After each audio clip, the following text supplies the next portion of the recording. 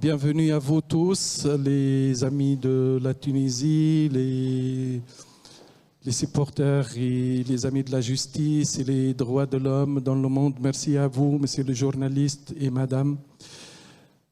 Donc on va parler aujourd'hui, on a presque 1h30 entre les interventions et les questions-réponses. Je vais présenter les intervenants au fur et à mesure. J'ai juste quelques mots à ajouter par rapport à ce qui a été dit sur la Tunisie. Comme vous le savez tous, le pays est de nouveau dans une crise de gouvernance aiguë. Malheureusement, le pays se trouve aujourd'hui dans une impasse et sans réelle perspective pour l'avenir. Il est important de souligner que la société civile et l'opposition dans le pays s'organisent pour défendre les acquis démocratiques et surtout essayer d'élaborer un plan de sauvetage urgent. Comme ça a été mentionné, donc le deuxième tour des élections dites législatives organisées ce dimanche, voulu par le président lui-même et basé sur une constitution écrite par lui-même.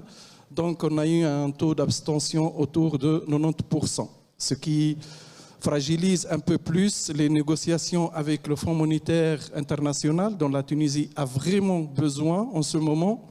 Et le pays risque de se retrouver dans une situation de défaut de paiement. Aussi, samedi dernier, enfin il y a 2 jours, l'agence américaine Moody's a dégradé la note de la Tunisie de nouveau en AAA2, c'est-à-dire l'avant-dernière position. Et elle évoque pour cette décision-là les faiblesses de gouvernance et l'exposition aiguë aux risques sociaux.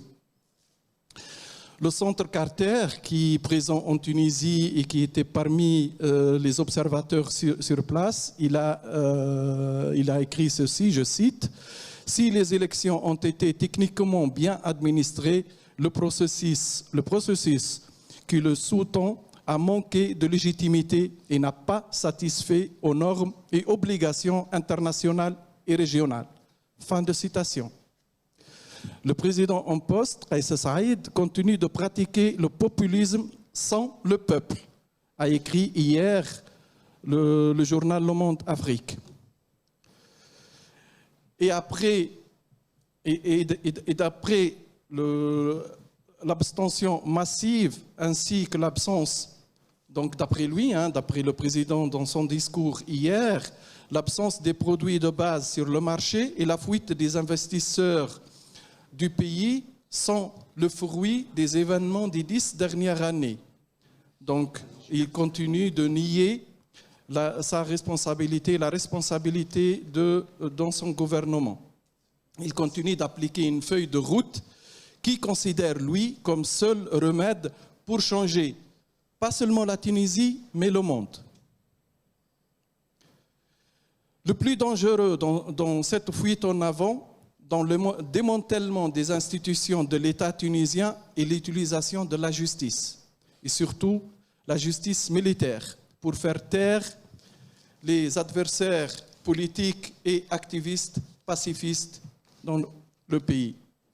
Le Centre pour la démocratie et les droits de l'homme à Genève a le plaisir d'accueillir aujourd'hui des honorables défenseurs des libertés et de la justice en Tunisie et en Suisse pour évoquer la question des droits de l'homme et des libertés individuelles et collectives.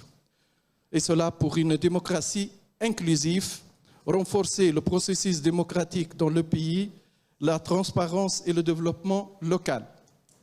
Merci à nos invités ici présents et je passe la parole à Maître Rida Ajmi, avocat suisse. Il pratique à Genève et à Fribourg. Et puis, il est le président du Centre pour la démocratie et les droits de l'homme. La parole est à vous, Maître Ajmi, vous avez 10 minutes.